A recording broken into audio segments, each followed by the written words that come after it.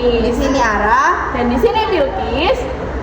Nah, jadi kita bakal bahas topik penting banget buat kita sebagai warga negara, yaitu perubahan Undang-Undang Dasar Negara Republik Indonesia tahun 1945. Nah, banyak banget yang masih belum tahu kenapa sih UUD 1945 itu diubah, apa yang melatar belakangnya, dan di mana prosesnya, dan hasilnya apa aja ya. Makanya hari ini kita udah bareng 3 teman kita yang bakal jelasin semuanya. Di sini ada Lionel, di sini ada Arsya, dan di sini ada Bunga. Cekidot. 3.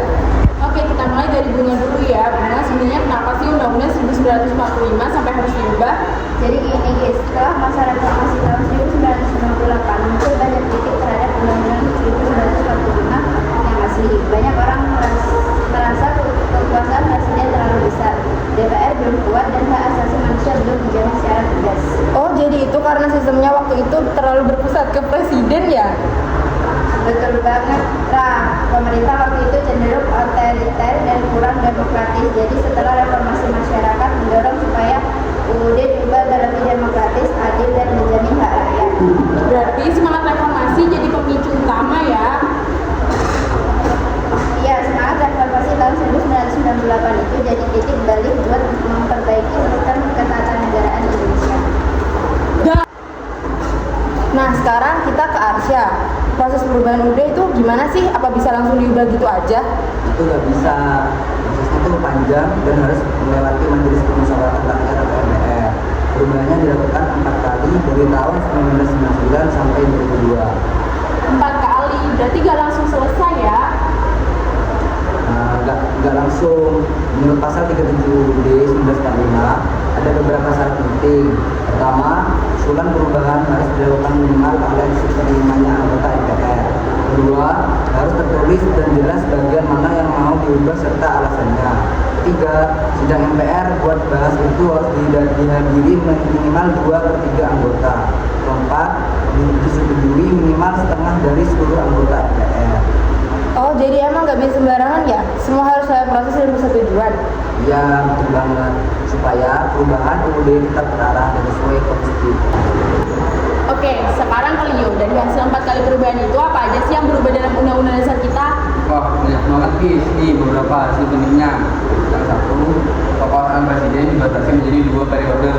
Yang kedua, dibentuk lembaga baru seperti DPD, Mahkamah Konstitusi, dan Komisi Yudisial. Yang ketiga, DPR jadi lebih kuat dalam fungsi pengawasan dan legislasi.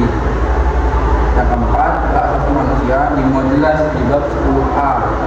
Yang kelima, dan yang paling penting, rakyat bisa memilih presiden secara langsung. Wah, berarti hasilnya benar-benar bikin sistem kita lebih demokratis ya?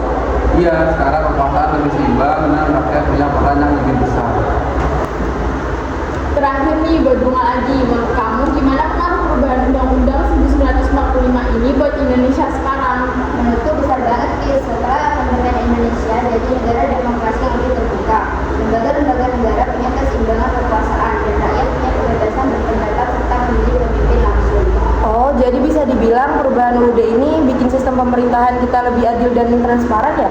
Iya benar banget, tapi tetap kita harus terus menjaga agar pelaksanaannya sesuai dengan semangat reformasi itu sendiri.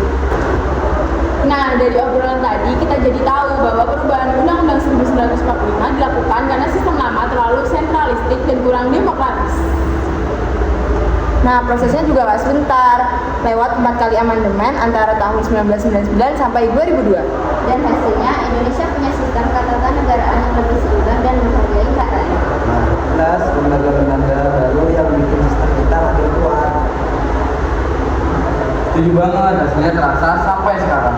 Pokoknya perubahan Undang-Undang Dasar 1945 itu langkah penting buat Indonesia jadi negara demokrasi yang sesungguhnya. Mantep banget, terima kasih ya buat semua narasumber dan pendengar yang udah nyimak.